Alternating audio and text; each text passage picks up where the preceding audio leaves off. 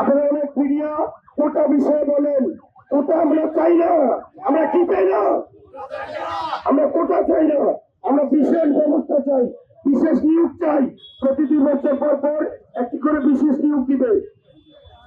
প্রিয় সাংবাদিক বন্ধুরা, আমাদের আসলে আর কিচ্ছু নেই। আমাদের সুবর্ণ কাজ ছিল, পুড়িয়ে দিয়েছি। অধিকার সুরক্ষা আইন ছিল, পুড়িয়ে দিয়েছি। আমাদের আর কিচ্ছু নেই। আমাদের এখন একটি সম্বল আছে। সেই সম্বল হচ্ছে আমাদের যে বিভিন্ন পরীক্ষায় অংশগ্রহণ করে আজকে স্নাতক বা স্নাতকোত্তর ডিগ্রি অর্জন করেছি, সেই সার্টিফিকেট রয়েছে। আগামীকালকে আমরা আবার 12টায় এখানে আসবো এবং আমাদের প্রতিষ্ঠানের বিভিন্ন প্রতিষ্ঠান থেকে আমরা যে ডিগ্রি অর্জন করেছি, এই ডিগ্রি সব সার্টিফিকেট আগামীকালকে পুড়িয়ে আমরা নিঃস্ব হব এবং আগামীকালকে আরো কঠোর